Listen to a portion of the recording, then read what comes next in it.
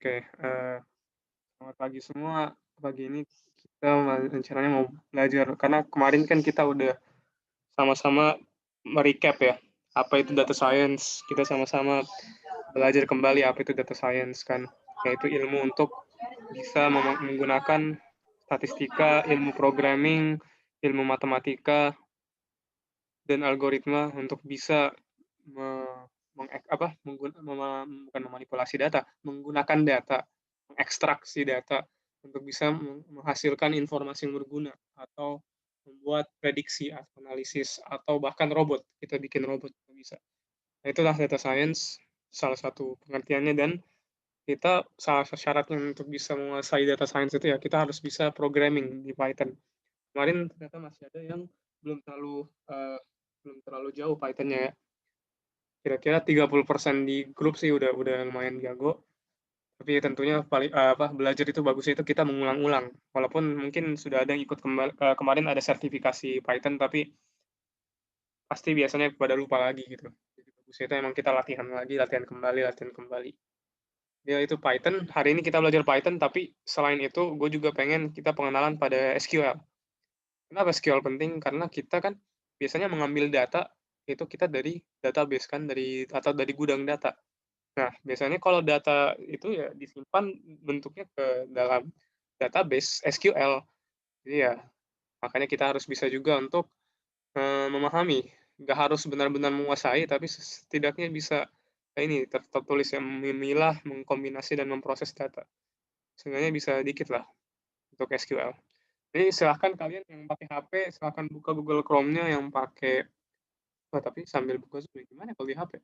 Ya kalau di laptop kan bisa ya, tinggal buka apa, eee, Chrome-nya atau browser-nya, lalu buka W3 School.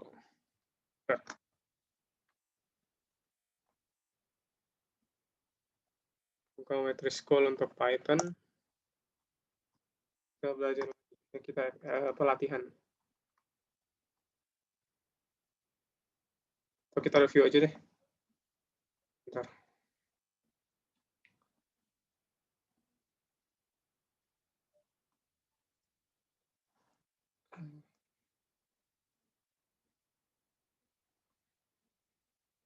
Iya.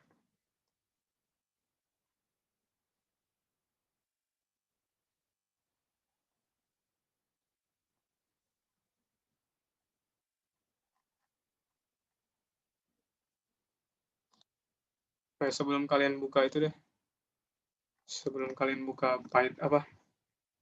Python-nya kita review lagi kembali. Jadi Python itu bahasa pemrograman yang sangat manusiawi, sangat simpel, seperti tertulis seperti bahasa Inggris biasa.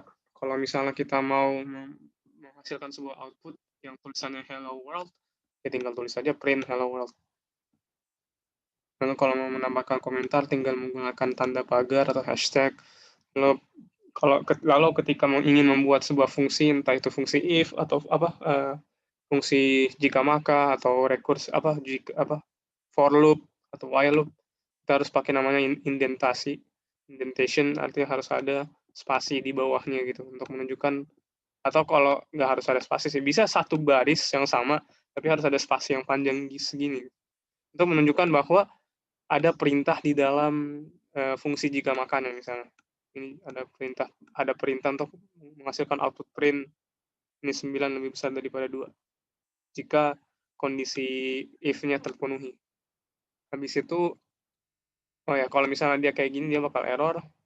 Lalu variabel itu di Python tidak bisa diawali dengan angka, harus diawali dengan huruf atau karakter garis bawah, dan hanya bisa mengandung karakter alfanumerik dan karakter garis bawah.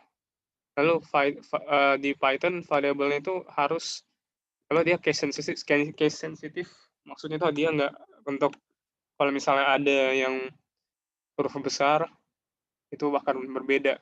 Jadi kalau variabel misalnya membuat variabel namanya x huruf kecil sama x huruf besar itu berbeda ya. Dia akan otomatis membedakannya gitu. Contohnya ini ada x sama dengan 10, dan ini sama dengan Budi. Kira-kira gitu lah. Ada boolean, ini mirip-mirip juga boolean, cuma Ya kalau mau deklarasi di Python itu nggak usah pakai integer, nggak usah deklarasi tipe datanya. Kalau di Java kan kita harus tulis dulu integer x, ya kan? Sedangkan di Python tulisannya langsung x sama dengan 10. Karena bahasa pemrograman Python itu otomatis dia langsung mengetahui bentuk tipe data yang kalian sebenarnya maksudkan itu apa gitu. Kalau tulisannya angka 10 ya udah berarti bakal jadi integer seperti itu. Habis itu kalau dia true berarti dia artinya boolean. Kalau float berarti kalau ada komanya dia otomatis langsung menjadi float atau kompleks. Lalu untuk mengetahui tipe data kita bisa menggunakan fungsi type. Jadi ini juga sering dipakai sih. Kalau misalnya ketika kita menjadi data science, sekarang kita misalnya nih kita punya tabel. Lalu di dalam tabel itu ada sebuah kolom tertentu yang ingin kita lihat, ini kita pengen menganalisis tabelnya ini. Nah, itu kadang kita menggunakan fungsi type untuk bisa mengetahui tipe datanya apaan, tipe data dalam kolomnya itu apaan. Nah, kalau tadi kita udah mendeklarasikan X, atau kita misalnya tulis X dengan 1 lalu kayak gini, pas kita kita menggunakan perintah ini untuk mengoutputkan tipe data dari X, Y, dan Z akan muncul. Mungkin bagusnya itu tadi kalian ini ya, kalian silahkan buka ini. Gue sih saranin kita pakai Kaggle atau Google Colab. Nah, apa itu Google Colab sama Kaggle? Google Colab dan Kaggle itu merupakan Jupyter Notebook atau notebook. Apa itu Jupyter Notebook? Jupyter Notebook atau notebook itu merupakan sebuah browser tools atau alat yang berbasis browser yang digunakan untuk bisa apa istilahnya? Untuk bisa pokoknya menjalankan programming Python atau data science gitu. Tadi 9 orang ya. Untuk menjalankan programming Python atau data science. Jadi kayak gitu. Jadi misalnya ini di Kaggle pengen kita mau Python buka notebooks dan tinggal ini kalian lihat ya, bisa silahkan dicoba sendiri, buka ke kaggle.com atau ini Google Colab. Nah, di sini nanti kita bisa new notebook. Klik new notebook untuk bisa mulai coding, membuat notebook. Notebook itu maksudnya ya itu sebuah environment atau sebuah alat lingkungan atau alat untuk bisa menjalankan programming Python. Bang, ini registrasi dulu ya, Bang? Ya, harus pakai registrasi. Tinggal pakai Gmail aja, akun Google kalian atau akun MHS kalian juga bisa. Oke. Ya. Silakan Google, terserah mau pakai ini atau ini. Kalau di Colab juga mirip-mirip ya. Tapi gue lebih ingin pakai Python, Kaggle. Jadi kita tadi jalankan tadi X, misalkan X sama dengan, gue zoom in biar lebih kelihatan. X sama dengan 5, lalu Y sama dengan 9. Otomatis Z sama dengan yang 9, Y sama dengan 9,67. Lalu itu Z sama dengan saya Fikri. Nah, ini otomatis langsung Python menyimpan tipe datanya ke dalam variabel dengan sesuai dengan apa yang telah kita tulis. Jadi kalau ini otomatis dia langsung mengetahui bahwa ini integer atau bilangan bulat. Dan di sini dia langsung mengetahui bahwa ini bilangan desimal atau float. Lalu di sini dia langsung mengetahui bahwa ini string atau kata-kata. Lalu kita bisa untuk mencoba kita print di sini. Jadi cara menjalankan ini tinggal klik tombol play ini. Nah, ini kan gue di sini membuat sebuah perintah print X kayak aja, dan dengan ketika dijalankan akhirnya outputnya muncul itu X angka 5 ya kan. Bisa juga kita bisa print X, Y, dan Z, maka yang akan muncul itu semua yang telah gue tulis, yang telah gue deklarasi. Lalu kita bisa membuat sebuah fungsi. Untuk membuat sebuah fungsi dalam Python, kita menggunakan kata kunci def, DEF. Ini gue kecepatan nggak? Nggak apa-apa, Bang. Lanjut. Yang cewek. Nggak, Bang. Gue kecepatan nggak nih? Enggak lah ya. Gitu. Kalau gue kecepatan bilang aja. Nah, misalnya ini kita bikin sebuah fungsi baru. misalnya fungsinya fungsi 1 gitu.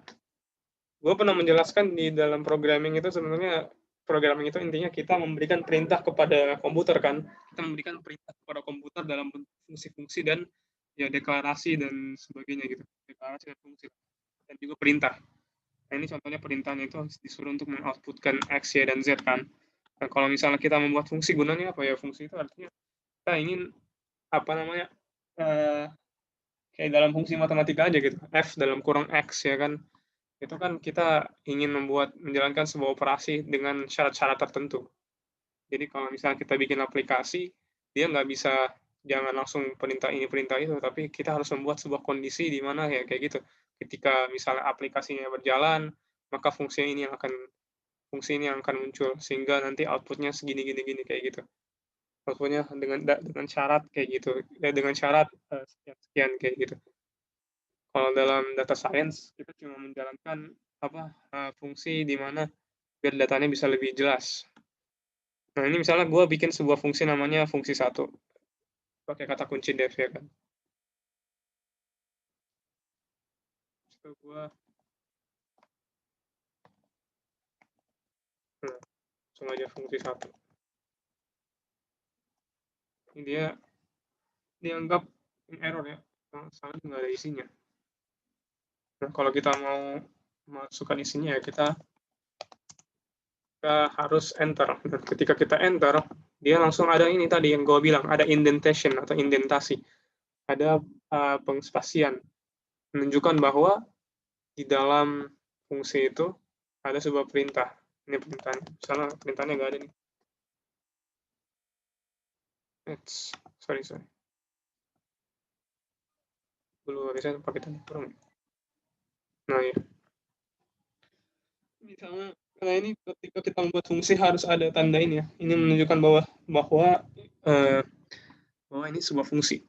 Bahwa Python yang fungsi Python ini dia merupakan fungsi kalau dia punya tanda kurung. Kalau nggak dia error.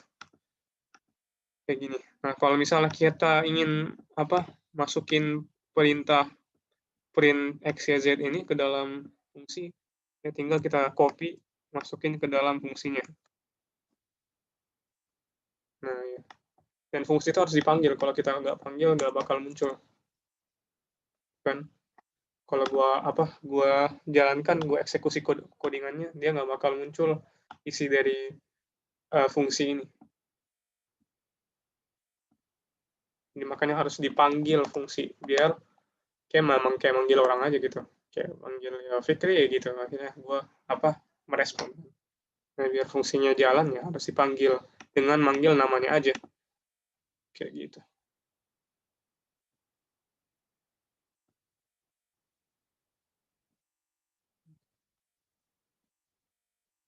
Nah ini sorry gue lupa tanda kurung. Ya kayak gitulah. Coba kita latihan Python yang gue kasih linknya kemarin. Ini gue kasih lagi linknya di chat.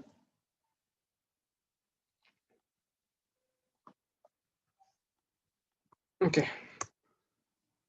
Silakan buka chatnya.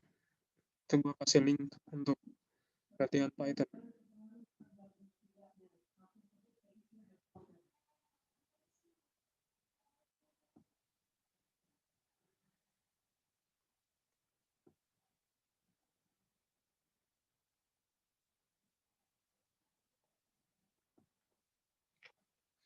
Ini kita bareng-bareng dari 1.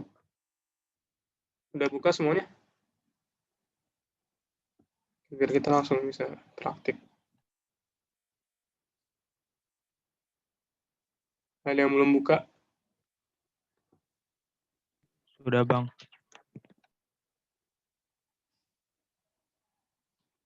Oke, gue mulai ya.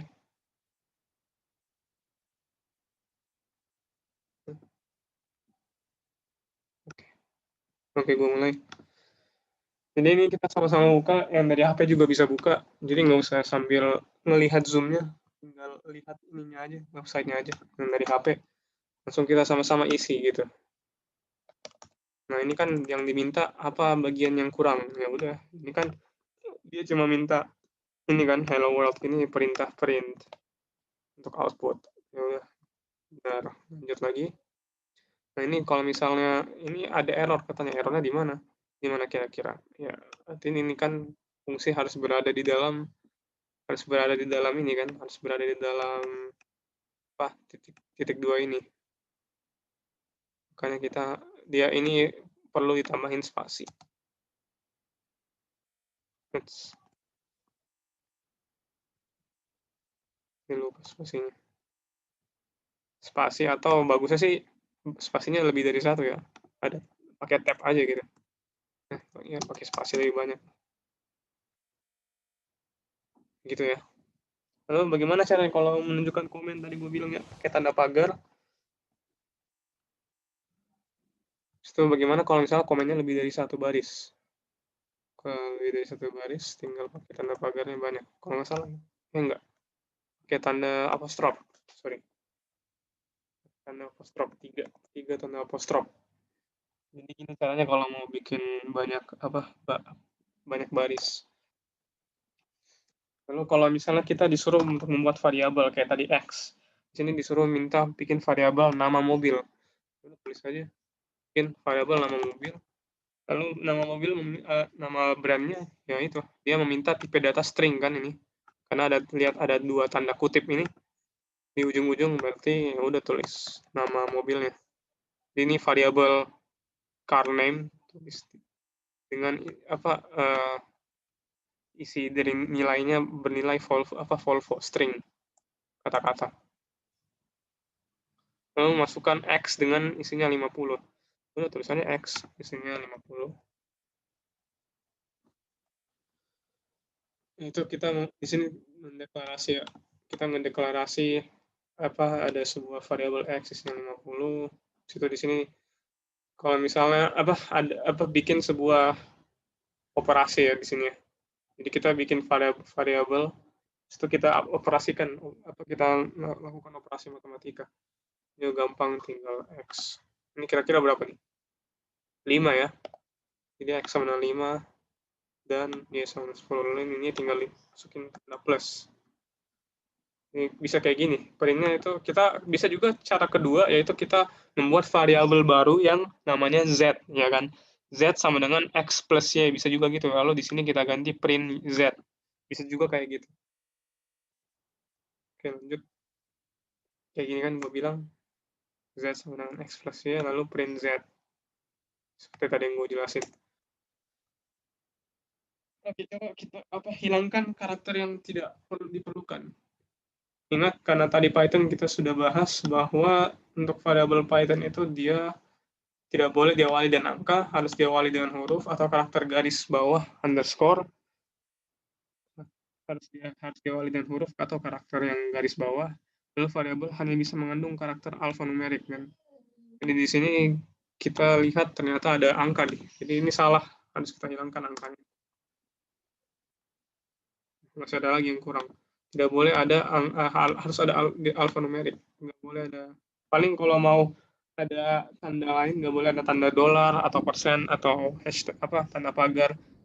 Bolehnya itu kalau mau memberikan nama kepada sebuah variabel ya harus pakai tanda bawah gini, tanda underscore. Oke, lanjut. Di sini kita diminta untuk mengoreksi lagi sintaksnya dengan cara kita variabelnya disamakan. Bisa satu variabel itu bisa bernilai sama dan variabel lainnya tinggal kita tambahkan sama dengan. Jadi nanti X, Y, dan Z ini memiliki nilai yang sama. Jadi kalau mau lihat variabel itu, jadi variabel itu bisa berubah-ubah ya. Jangan melihat variabel itu misalnya X sama dengan 50 atau X sama dengan 2. Nggak berarti X itu selamanya 2. Nggak berarti X itu selamanya 50. X itu bisa berubah-ubah. Variabel itu cuma bisa, lihatlah sebuah variabel itu seperti wadah. Seperti mangkok yang mangkoknya sama tapi isinya bisa berubah-berubah gitu. Nilainya bisa berubah. Bisa aja yang tadinya nilainya integer, bilangan bulat, langsung berganti menjadi bilangan bilangan float atau desimal, atau bisa berubah jadi string kayak gitu.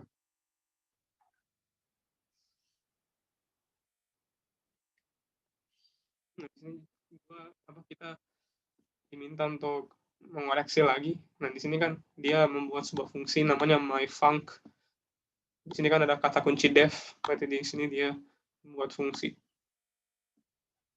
myfunc, lalu bikin variabelnya menjadi global. Nah, ini dalam programming juga ada namanya scope atau scoping atau ruang lingkup. Kita membuat sebuah variabel atau fungsi itu bisa menjadi ruang lingkupnya lebih besar atau lebih kecil gitu. Maksudnya lebih besar itu artinya dia global, dia bisa diakses dari file mana aja gitu. Jadi kalau misalnya ada program lain ingin mengakses variabel dari program yang sedang lu bikin, bisa pakai global. Artinya scope-nya global.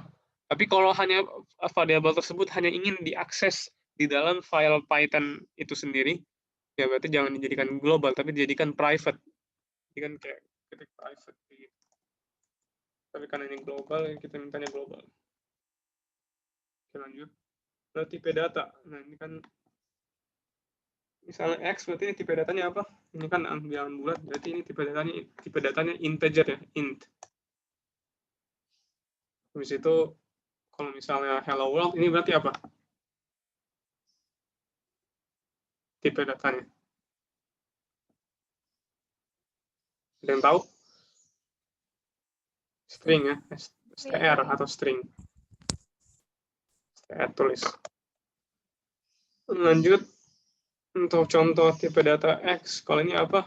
Ini juga gampang, ini bilangan desimal, berarti float. Oke, lanjut. Nah, kalau misalnya ini ada 3, ini apa nih? Ada yang tahu?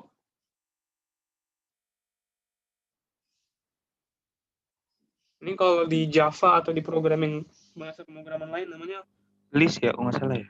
ya array. Ini array, tapi di dalam Python itu disebut sebagai list. Ini ketik aja list. Gitu ya, ini list. List itu walaupun dia terdiri dari banyak tipe data, ini kan string semua ya. Ada 3 string, apel, banana, dan cherry. Apel, pisang, dan cherry. Nah, tapi ini merupakan satu tipe data, Li. Jadi list itu merupakan tipe data yang berisi tipe data lainnya. Tipe data yang berisi banyak tipe data. Kayak deret angka. Lalu di sini disuruh untuk apa? Nah, ini adalah apa? Array di dalam Python itu terbagi menjadi 4 ya.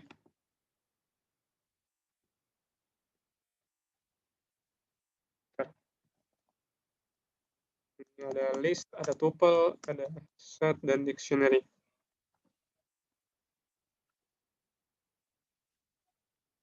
Nah, di sini ini dia, kalau di Java kan cuma ada satu array kan, array ini, array itu.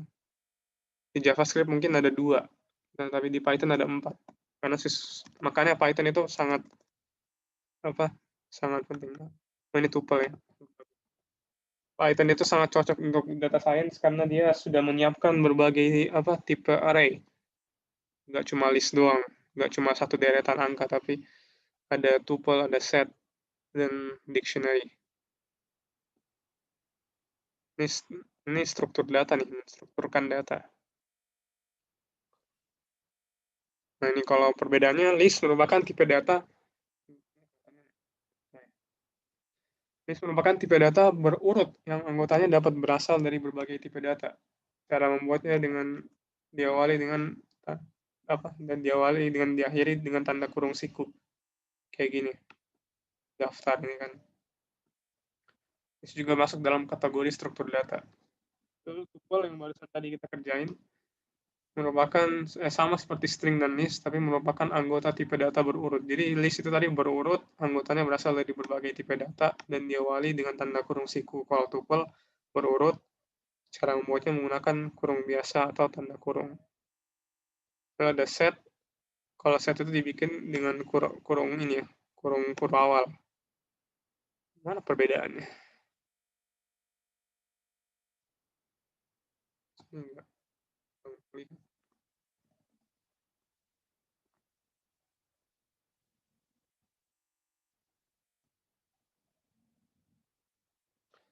Ini lebih jelas kali ya.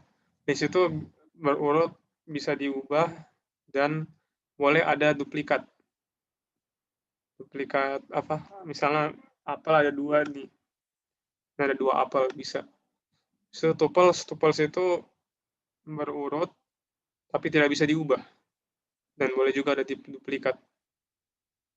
Jadi kalau misalnya kita bikin tuple, kita nggak bisa menambahkan atau mengurangi. Misalnya ini ada apple kedua ini pengen kita hilangkan, nggak bisa. Kalau itu tuple nggak bisa. Oke.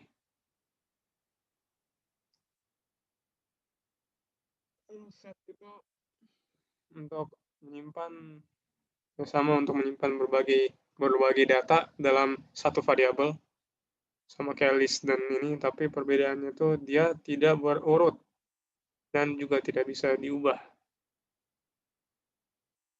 tapi bisa menambahkan.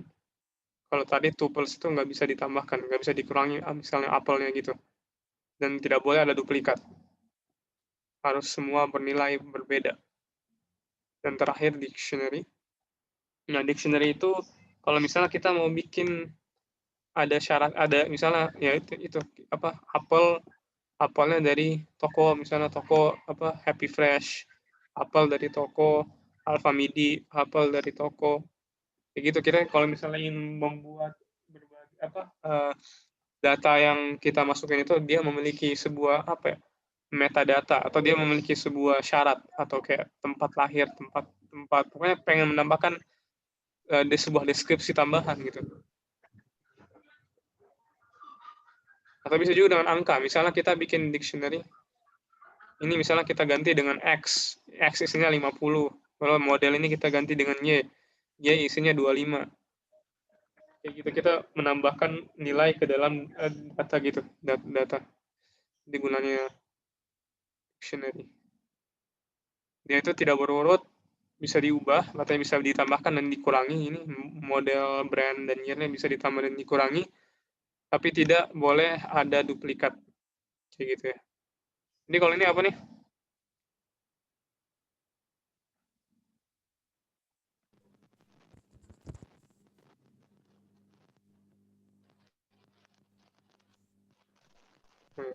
Ini dictionary. Iya benar ya, dictionary. Karena ada ininya kan, namanya ada, dia memiliki nilai di dalam. Jadi ini enggak misalnya ini nama ada nilainya John, bukan cuma nama lalu age, usia dan lain-lain, bukan cuma kayak gitu. Lalu misalnya untuk ini apa tipe datanya, ini gampang, boolean ya, true or false. Terus gunanya boolean itu sebenarnya untuk menambahkan syarat aja gitu. Misalnya ada kondisi yang harus kita penuhi, ya kita tambahkan boolean. Oh ini angka, tambahkan ini kalau untuk mengoreksinya gimana? Nah ini kalau dalam Python itu kita bisa mengubah-ubah tipe datanya, ubah ke dalam apa gitu. Misalnya ini 5 kan ini integer, bilangan bulat, kita ubah ke dalam bilangan desimal, tinggal tambahkan bentuk namanya, misalnya dia string, kalau dia string jadi str dan sebagainya, tinggal ditambahkan apa tipe data yang kita inginkan, lalu kita ubah x. Jadi x itu berubah menjadi tipe datanya apa gitu. Ini dia berubah jadi float. Nah, ini kalau kita yang tadinya float kita ubah menjadi integer, berarti nanti cuma 5 ya. Dia nggak 5,5 lagi, tapi dia cuma 5. Nih, tinggal masukin aja integer sama tipe datanya. Nah, terakhir ini ingin kita ubah jadi kompleks. Kompleks itu maksudnya lebih angka desimal yang lebih panjang, kayak pi, kayak jari-jari kayak pi dalam lingkaran. Masukin aja kompleks. Nah, kalau misalnya ingin mengetahui karena kita kalau misalnya dalam data science itu perlu untuk kita tahu panjang sebuah karakter dalam kolom tabel. Misalnya kita punya basis data, ada tabel, ini kita tahu berapa sih panjang, misalnya ini tabel persebaran jumlah penduduk. Nah, ini kita ingin tahu jumlah banyak karakter dalam misalnya di nomor KTP-nya berapa karakter sih. Nah, itu kita pakai fungsi len untuk tahu berapa panjangnya berapa. Tinggal tulis len dalam kurung x kayak gini ya. Ya, kita bisa tahu panjang karakter. Nah, mungkin bisa lihat contohnya. Nah, tadi di Kaggle, soalnya ini 9,67. Kalau gue pengen ada length panjang dari X, Y, dan Z. Gue jalankan. Nah, ini ada error. Oh, karena length itu kayaknya nggak bisa lebih dari satu karakter ya. Dia cuma bisa satu bentuk. Cuma bisa satu variabel.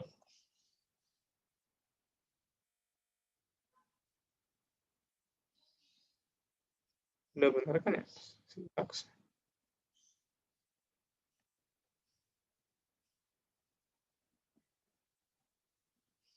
Apa yang salah? Kira-kira. Oh, oke. Gue juga baru tahu ternyata length atau panjang itu nggak boleh ini ya. Ini cuma bisa string. Oh iya, benar. Fungsi length ini cuma bisa string, dia nggak bisa angka. Nggak bisa integer ya bang? Ya, nggak bisa integer, cuma bisa str, string. Bagus juga nih, gue baru tahu. Kayak gitu ya. Lanjut. Lalu bagaimana untuk bisa mendapatkan karakter pertama dari variabel txt? Gue lupa ya. Kalau salah itu, nah kayak gini ya.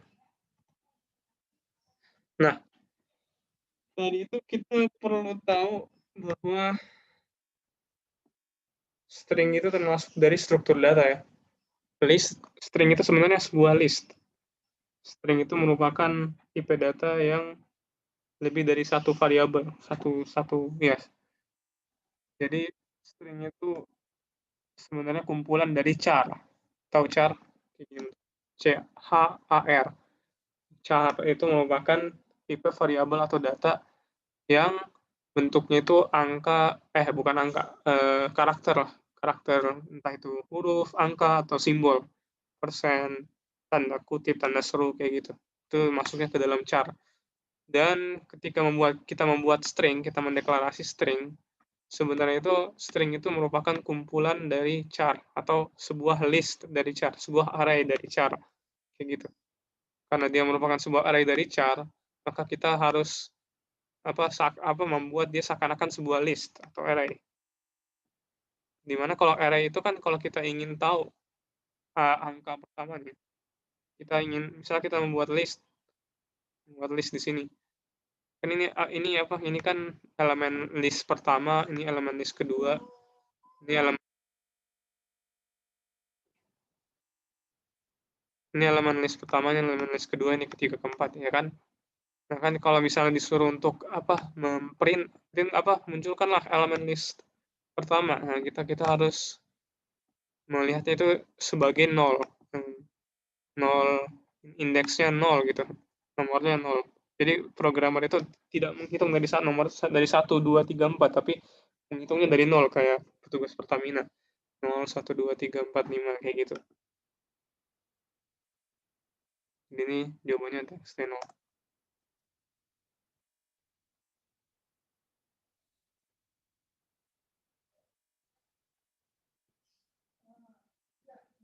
Contohnya gue bikin ZZ itu merupakan sebuah list yang isinya angka. Nah, kalau misalnya gue pengen munculin ZZ, kalau gue munculin ZZ doang, muncul semua ya. 1, 2, 4, 5. Tapi kalau gue pengen munculkan angka keduanya aja, berarti pakai 1, karena ini hitung dari 0, 0, 1. Berarti yang muncul 2. Ya kan? Yang muncul 2 di sini. Oke.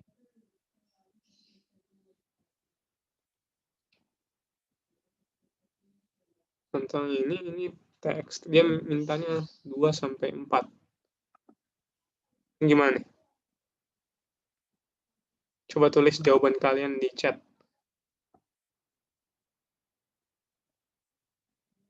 Atau pakai speaker aja.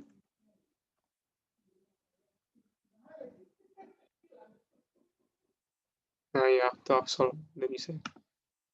Dari indeks kedua. Tapi kalau indeks kedua berarti dia harusnya 1 dong. Ada yang kurang ngerti nggak? Yang cewek?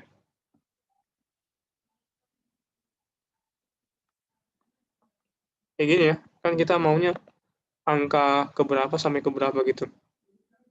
Kalau menurut Absol 2 sampai 4. Ini maksudnya angka elemen dalam array yang kedua sampai elemen array keempat. Berarti ini ya, LLO. 4 itu sebenarnya batasnya doang, bukan termasuk dalam. Tapi salah. Nah, berarti ini sampai ini LLO. Apa harusnya 1 sampai 3? Bukan.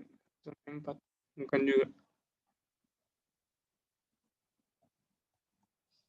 Jawabannya 2 sampai 5 ya benar.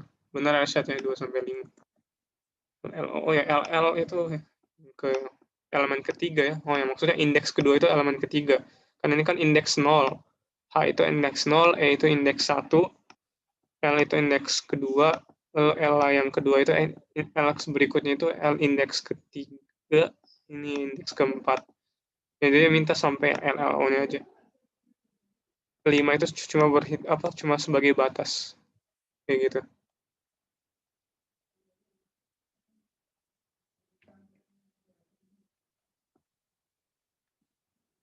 Ini kalau misalnya pengen menunjukkan, ini kan hello world, ini ada spasi kan, spasi, pengen hilangin spasinya gimana caranya? Di ujung sama ujung. Dipakai ini ya, pakai strip. Strip. Muncul, jadi hilang nanti. Nggak terlalu penting sih. Lo gimana caranya kalau ingin ubah semuanya jadi uppercase? Jadi apa? Ini juga penting karena kalau misalnya kita dalam sebuah tabel data science ya kan, tabel data, pengen kita ubah elemennya menjadi apa namanya? Menjadi angka, menjadi karakter caps lock ya, kayak gitu, pakai upper. Maaf. Nggak salah kayak gini. Enggak, masih kurang. Gue lupa sintaksnya. Yang harus di txt.upper ya. Ini nama variabelnya, habis itu karena dia upper ini sebuah metode, sebuah fungsi, maka dipanggil ke titik gitu. Karena txt itu ingin diubah semuanya. Beda ya dengan print txt. Kalau ini kan txt merupakan, kalau kayak gini kan txt merupakan variabel yang dibutuhkan dalam fungsi print, sedangkan upper itu dia tidak membutuhkan variabel sebagai elemen ininya, elemen di dalamnya.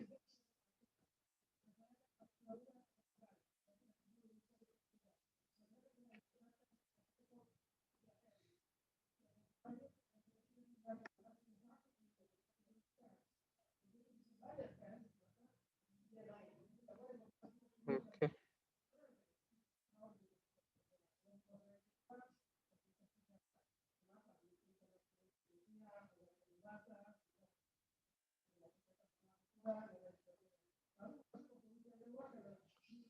Nah, kalau pengen ubah semuanya jadi lowercase atau dalam kebalikan caps lock, ya udah sama kayak tadi, txt.lower, tapi pakai lower bukan pakai upper, kayak gitu. Nah, kalau pengen replace gimana caranya?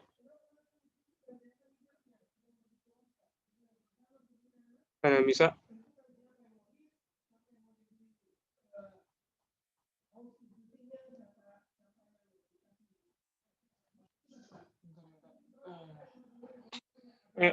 ada bisa ini jawabannya apa?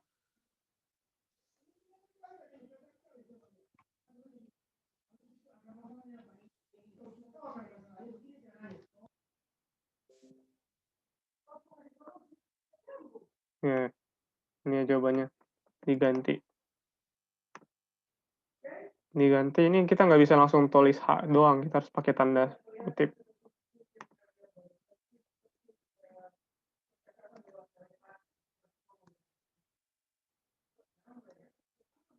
Jadi nanti dia jadi Jello World, kayak gitu.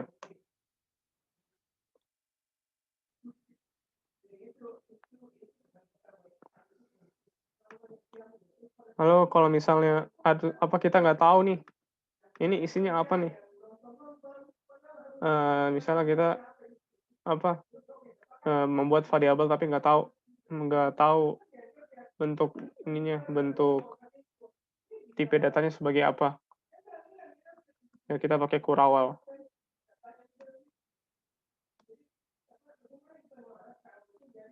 Lalu kalau if else ya gampang lah ya.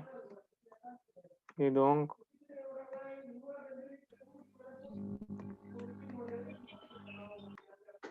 Kita memberikan kondisi. Ini mirip-mirip dengan bahasa pemrograman lain.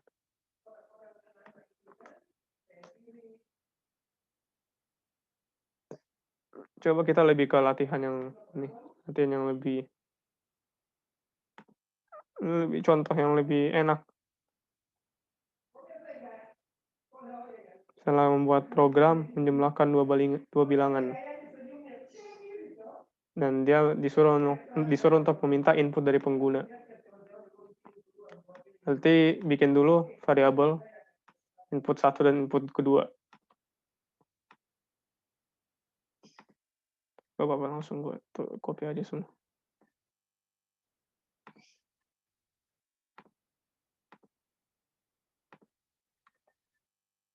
Nah, misalnya nih kita disuruh untuk membuat sebuah fungsi dalam Python, bukan fungsi sih. Kalau fungsi ini berarti ada di dalam, ini pokoknya kita disuruh buat operasi bilangan yang dimana kita disuruh meminta input dari pengguna, dari user. Jadi pertama kita harus deklarasi dulu variabel bilangan 1. Bilangan 1 itu merupakan angka yang kita minta dari user. Habis itu bilangannya itu berarti berupa float ya. Jadi di sini dia setelah membuat bilangan 2 juga, di sini dia deklarasi bilangan 2, dia juga melakukan deklarasi sebuah variabel baru namanya jumlah. Jumlah itu merupakan operasi matematika antara bilangan 1 dan bilangan 2. Tapi di sini karena ada float, karena takutnya user itu memasukkan angkanya itu koma, makanya dia pakai float aja gitu. Jadi di sini dia float ini dia mengubah tipe datanya yang tadinya mungkin integer jadi float. Jadi dia membatasi tipe datanya itu harus float. Nah, nanti ditampilin deh jumlahnya. Nah, ini di sini kayaknya karena dia input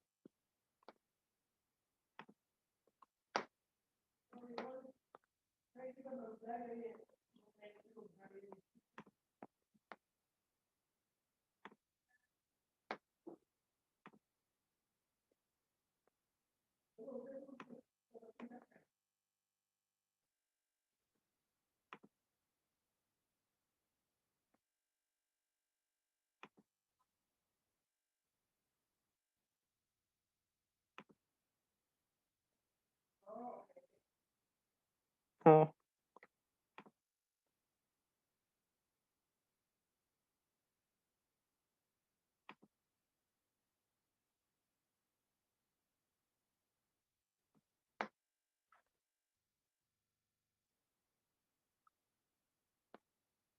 ini di sini dia minta input kan.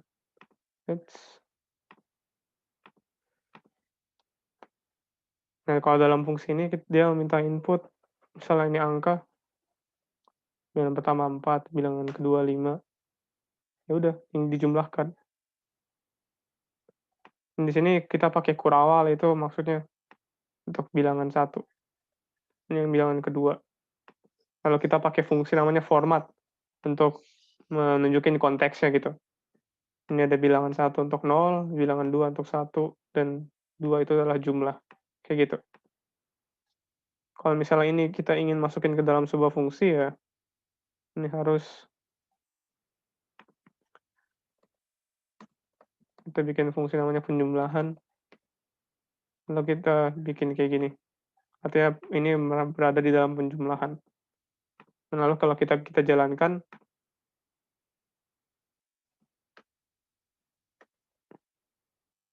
dia nggak muncul penjumlahannya kan. Karena tadi kita belum memanggil fungsinya. Jadi panggillah fungsinya.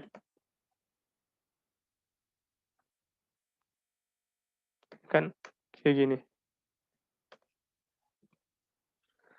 Oke. Mungkin untuk sejauh ini Python nggak usah lebih jauh lagi lah. Ini udah cukup sebenarnya untuk data science. Ada pertanyaan? Ini gue belum sempat masuk ke SQL ya.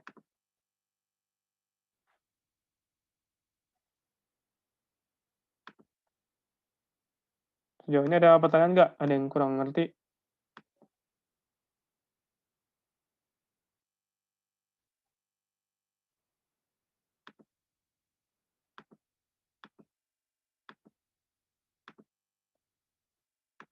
Linknya gue kasih lagi.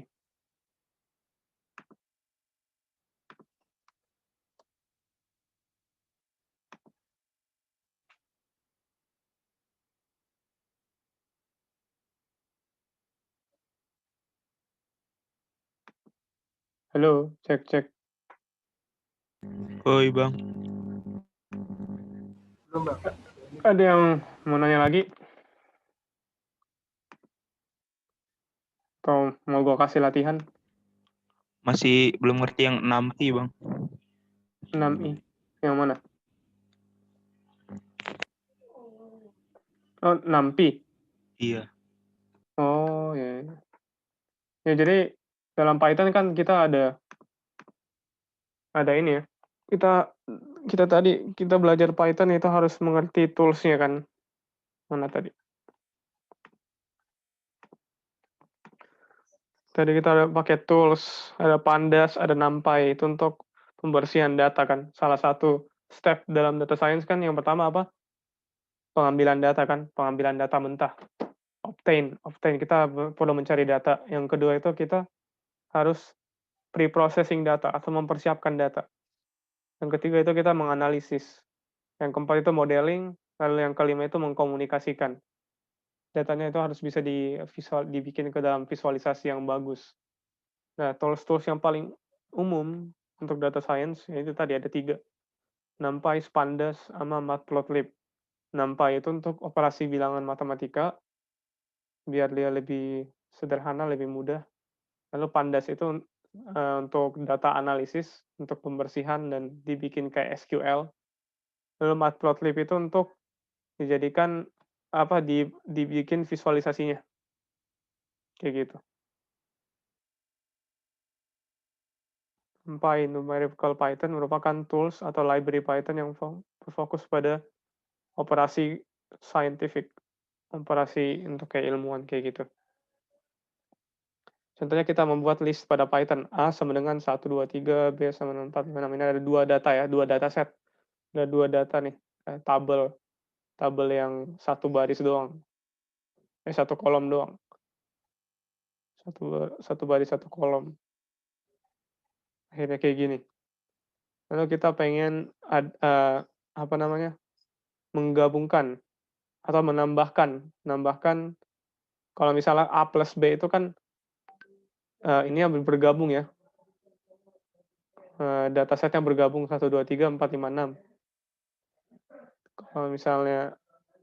Kalau misalnya pengen ditambahkan 1 ditambah dengan 4, 2 tambah 5, 3 tambah 6, pakai fungsi numpy ini. Ini semua bisa berhasil dengan numpy kayak gini. Kalau misalnya nggak ada kita sebelumnya, misalnya kayak gini, cara mengoperasikannya. Mana tadi?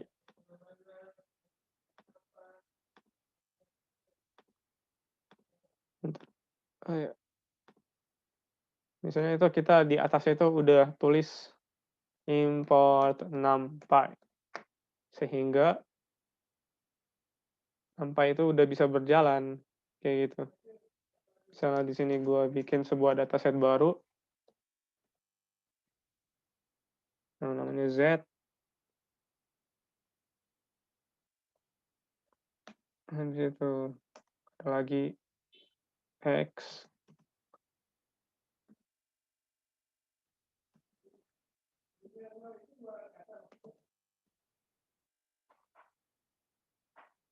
Nah, seandainya nggak ada numpy, gue nggak bisa Z plus X gitu. Ini dia minta lagi. Dan di sini deh. Bikin baru lagi.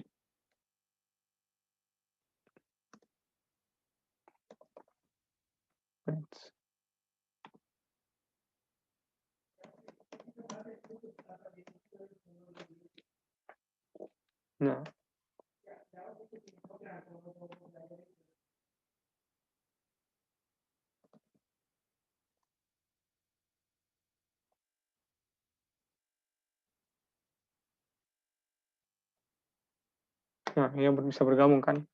Kalau nggak ada ya nggak bisa. Bisa deh. Berarti numpy. Numpy berarti buat ini bagian append-nya doang.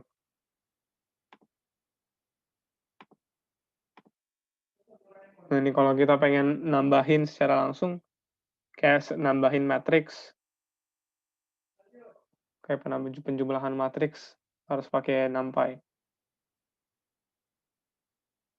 Tapi gue sendiri sebenarnya jarang banget pakai numpy ketika data science sih, ketika paling lebih seringnya pakai pandas. Tapi karena udah jam 11, gue pengen ke SQL, habis itu mungkin kita coba analisis data lagi. Tapi sebelumnya gue pengen tahu sebenarnya skill kalian di Python itu sudah sejauh mana. Jadi tolong kalian itu ikut quiz Python-nya.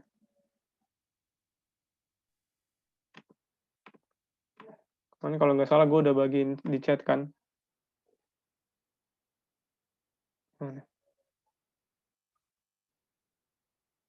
Oh, ada di sini.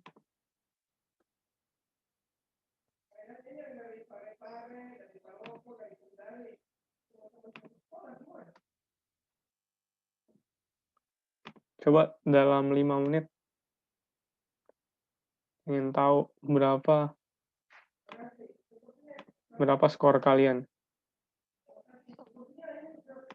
Sambil gue break ke toilet dulu.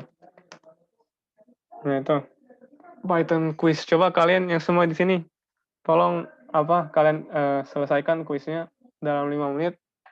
Lalu tolong kalian tulis berapa skor kalian.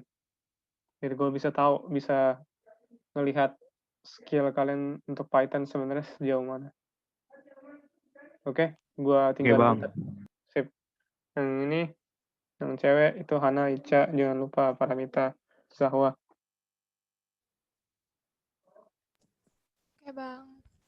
Coba kalian jalankan Python.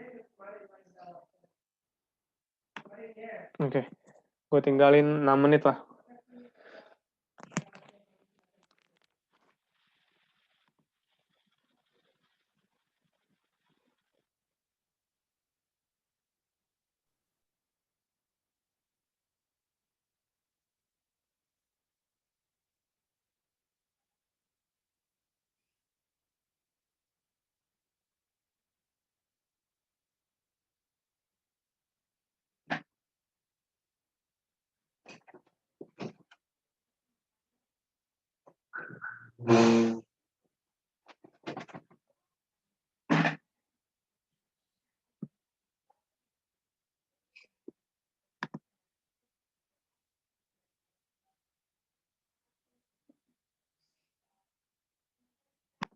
Jadi gue nanti membuat kurikulumnya itu kalau setiap hari itu kita pertama latihan Python dulu, latihan algoritmanya.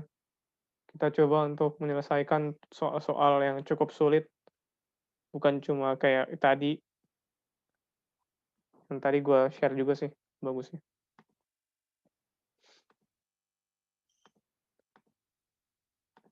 Ya pokoknya bukan cuma latihan kayak gini. Jadi gue tiap hari itu selain ngelakuin data science, kita ya latihan Python dulu. Latihan algoritmanya, latihan menyelesaikan soal-soal sana. Soalnya gitu, dalam programming itu kita harus sangat menguasai yang namanya algoritma dan data struktur gitu. Biasanya itu kalau nggak dikuasain, kita sulit untuk bisa melanjutkan. Kalau kita nyelesain masalah susah gitu. Masa kita copas coding dengan orang mulu atau lihat referensi mulu. Nah, biar kita bisa menyelesaikan masalah sendiri, ya kita harus menguasai algoritma dan data struktur. Dan nanti kita tiap hari latihan. Ntar sore atau malam juga gitu. Ntar sore, ntar malam kita latihan data struktur dan algoritma. Oke, jadi tadi nih gue nunjukin, selagi nunggu juga gue nunjukin ini kan, sebuah codingan panjang. Sebenarnya pendek sih. Tapi inilah codingan data science. Biasanya menggunakan pandas dan matplotlib. Nah, itu NumPy sebenarnya jarang ya dipakai. Nih gua share kali ya linknya di chat.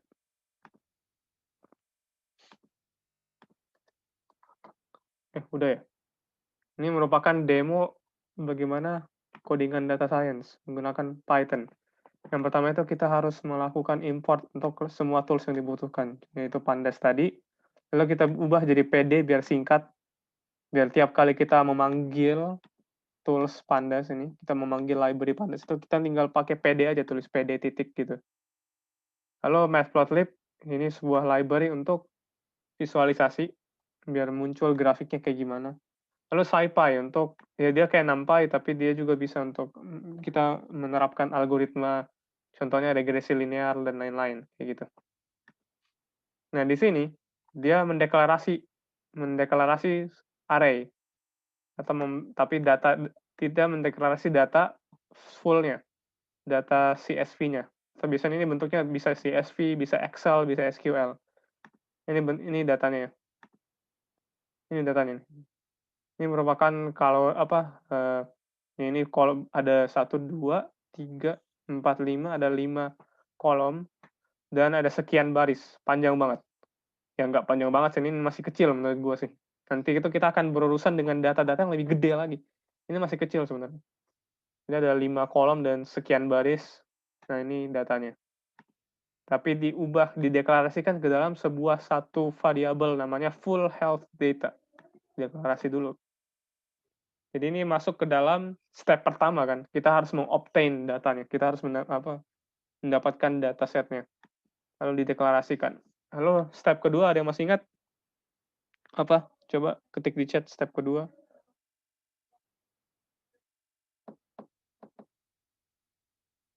Lupa ya? Scrub ya. Step kedua itu scrub atau pembersihan. Atau biasanya itu lebih sering dikenali dengan namanya pre-processing data.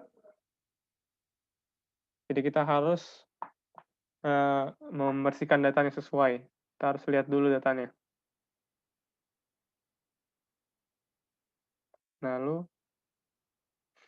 tapi karena di sini nih sebenarnya datanya udah bersih, jadi dia langsung lanjut aja gitu. Biasanya itu ada yang namanya, ini kan kita lihat programnya. Ini langsung muncul sebuah regresi linear. Ini regresi linearnya nih. Di sini dia langsung lanjut aja. Di sini setelah dia deklarasi, dia nggak perlu lagi melakukan scrub sama yang step ketiga. Masih ingat step ketiga? Analisis ya. Dia langsung masuk ke modeling. Ini adalah contoh codingan yang dia langsung masuk ke step keempat, yaitu modeling. Step ketiga itu kan harusnya kita analisis dulu. Nah, itu analisis itu biasanya ada namanya EDA.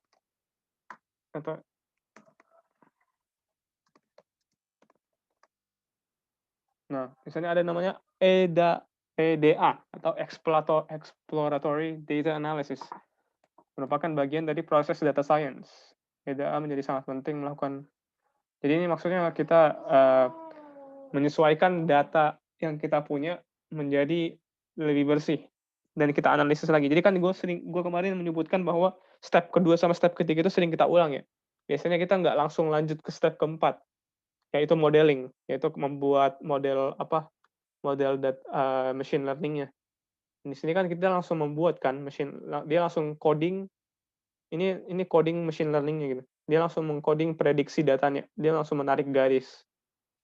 Sedangkan kita itu biasanya nggak gitu, apalagi kalau datanya gede.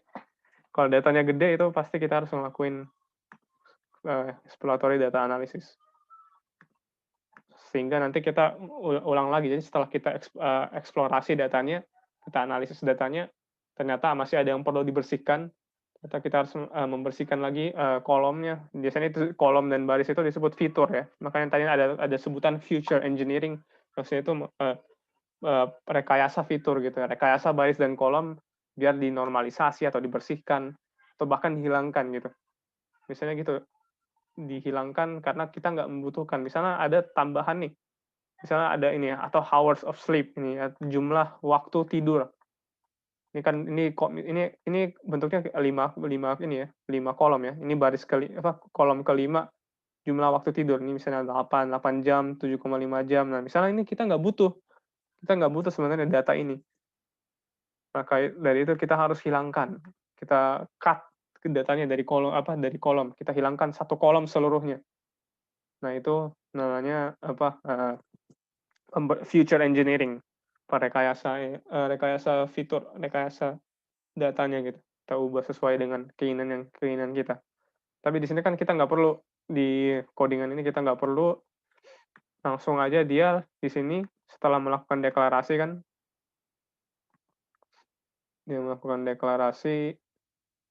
dia deklarasi lagi sebuah variabel X dan Y. Nah, X itu maksudnya berarti ini sumbu X ya. Sumbu X merupakan average pulse atau rata-rata detak jantung. Lalu Y itu merupakan jadi gini caranya. Ini cuma bisa, kenapa dia bisa melakukan deklarasi ini? Kalau dengan Python sendiri biasa, itu nggak mungkin kita bisa bikin kayak gini, codingan ini.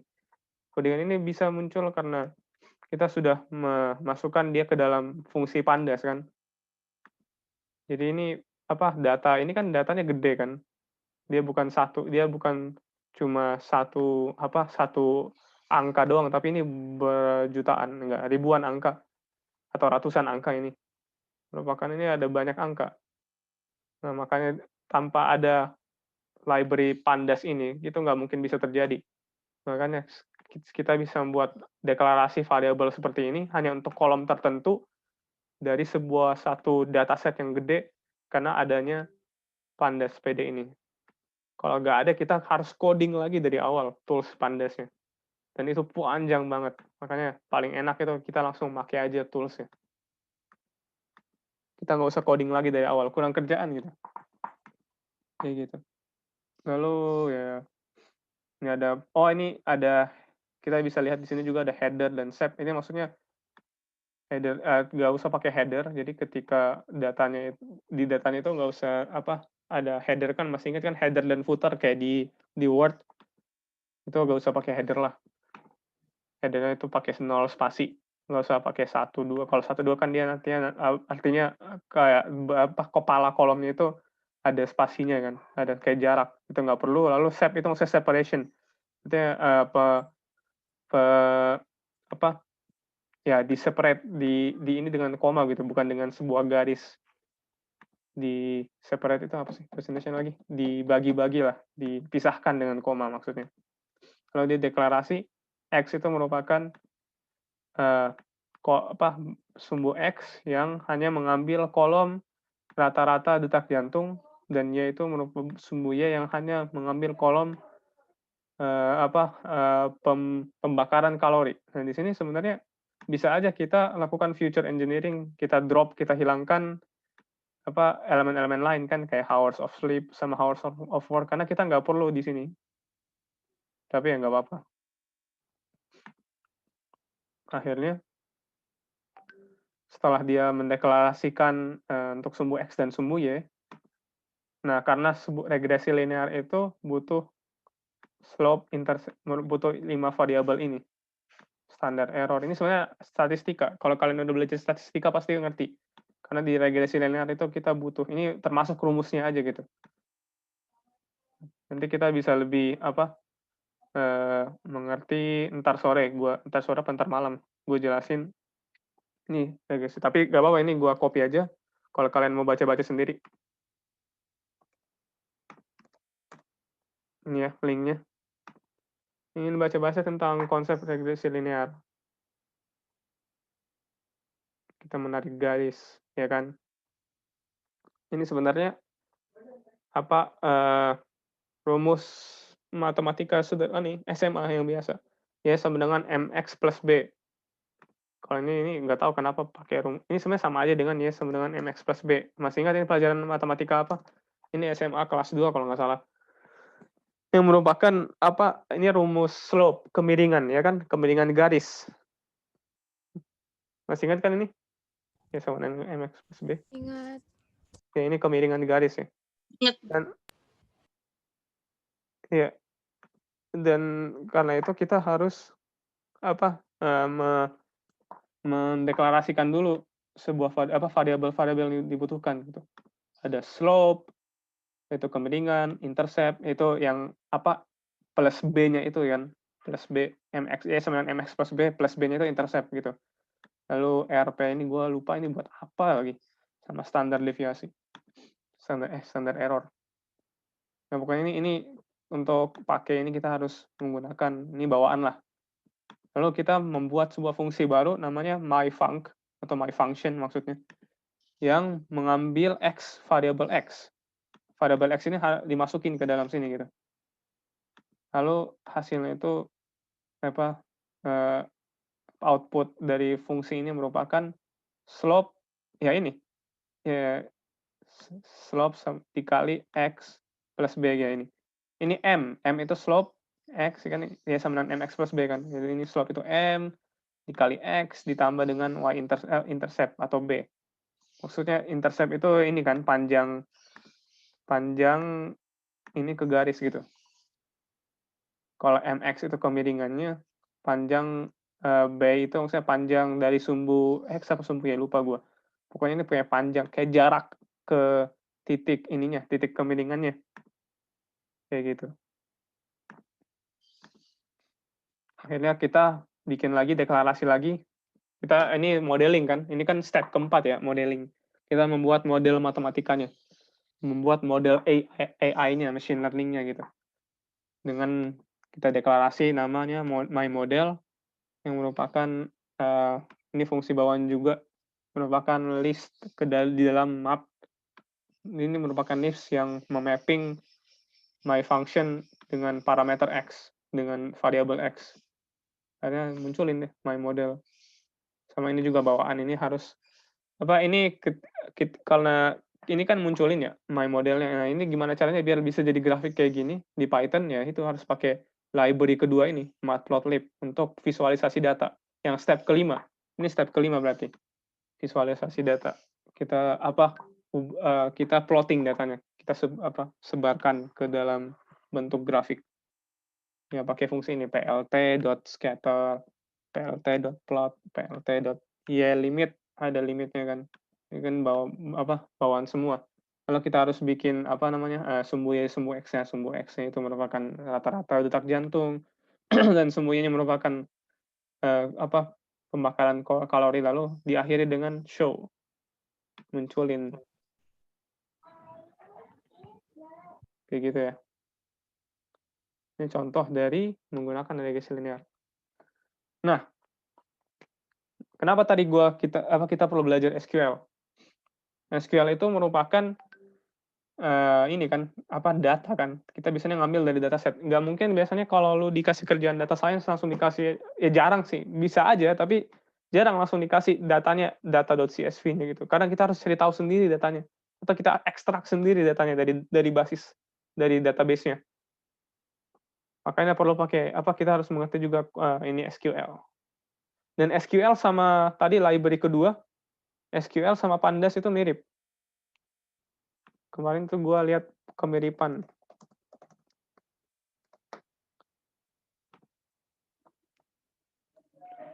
Nah, kayak gini.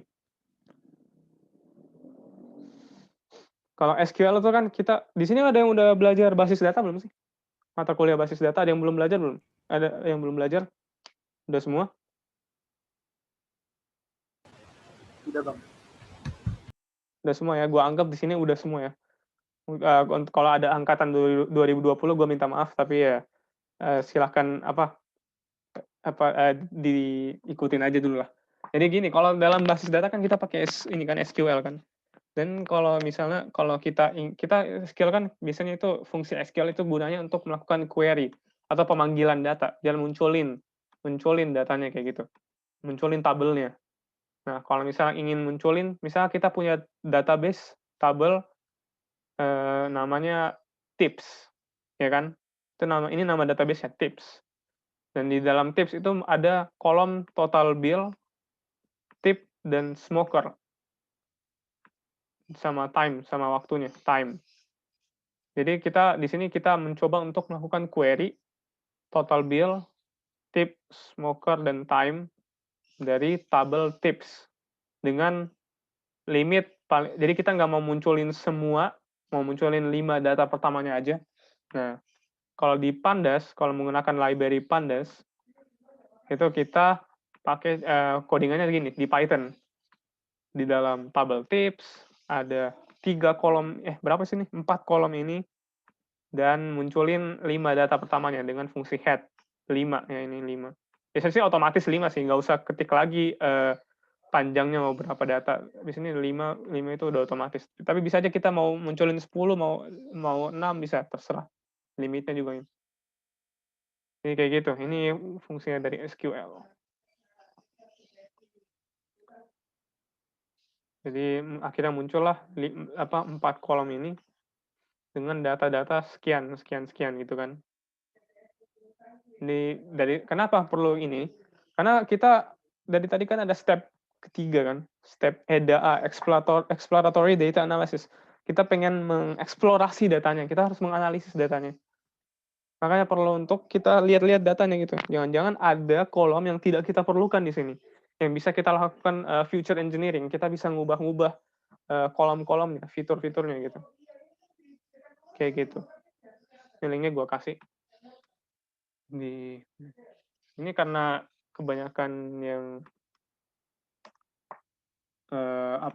yang baru sedang belajar Python, jadi tadi yang senior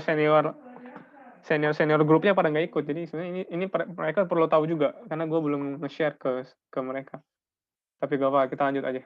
Lalu di sini contohnya di SQL ini kita select bintang itu maksudnya select semua komponen datanya, semua elemen datanya. Select all maksudnya. Select all, dan juga dari database tip dari tabel tip dan total bill sebagai tip rate. Maksudnya apa ya? Ini maksudnya kayaknya kita ini kita mengubah nama kolom total bill menjadi tip rate gitu. Dari tabel tips di mana panjangnya 5. Nah, ini sudah ngelakuin feature engineering ya. Kita mengubah nama kolomnya gitu. Kayak gitu. Nah, kalau di Python ya udah pakai ini aja. Di tips, ini nama database-nya, nama tabelnya, nama database-nya tips. Di assign, ditugaskan mengubah tips menjadi total bill. Oh, ini bukan mengubah, ini dibagi ya. Ini maksudnya tanda pembagian ya. Dia membagi angkanya. Berarti tip ini 1,01 dibagi dengan 16,99. Hasilnya menjadi tip rate. Nah, hasilnya menjadi tip rate. Mana tip? Di sini nggak ada tip. Oh, ini. Tip rate sama dengan ini nih. Ini kan operasi matematika ya. Tip rate sama dengan tips dibagi dengan total bill. 1,01 bagi 16,99. Hasilnya ini 0,059 sekian. Ini artinya kita menambahkan kolom baru. Jadi bisa juga kayak gitu. Jadi ketika kita melakukan proses data science, kita ngelakuin step ketiga, analisis data, lalu kita lihat, kita mengeksplor datanya, lalu kita lihat, aduh ini kayaknya ada yang kurang nih di kolom ini. Kolomnya masih ada yang perlu kita tambahkan. Kita harus, misalnya ada kayak tadi, ada di tabelnya itu ada rata-rata pembakaran kalori dan detak jantung gitu. Kita pengen mencari pembagian dari itu, pembagian dibagi dan detak jantung. Ya udah, kita bikin kolom baru, lalu kita isi semua datanya dengan data baru yang merupakan pembagian dari 2 kolom lain, kayak gitu. Kadang itu diperlukan, karena kita mau tahu, agar bisa memahami datanya dengan lebih baik, kayak gitu. Oke. Sebenarnya gue pengen akhiri dulu untuk sekarang, karena ntar lagi zuhur, dan gue pengen ini kita bahas bareng-bareng dengan bocah-bocah yang lain. Jadi gue kasih PR aja sih.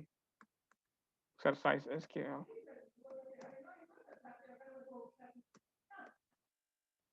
Ini yang gampang ya. Jadi ini kita pengen bahas ini. Ini kan kayak ini latihan. Tapi kalian bisa coba-coba sendiri aja. Sama kuisnya juga bisa coba-coba sendiri. Ini linknya gue kasih. Itu tadi kan select all from customer, ini disuruh mengambil ngambil semua elemen dari database customers, kayak gitu. Nah, ini silakan kalian latihan sendiri lah. Lebih enak kalian coba latihan sendiri. Ini linknya gue kasih. Oke. Silakan kalau mau coba-coba sendiri. Gue mau siap-siap sholat zuhur. Gue belum mandi juga. Ini gue akhiri. Dengan alhamdulillah dan assalamualaikum warahmatullahi wabarakatuh. Waalaikumsalam warahmatullahi wabarakatuh. Terima kasih ya, Bang. Yo, sama-sama. Assalamualaikum warahmatullahi Izin wabarakatuh. live, Bang. Terima kasih, Bang. Yo, sorry kalau ada kekurangan ya.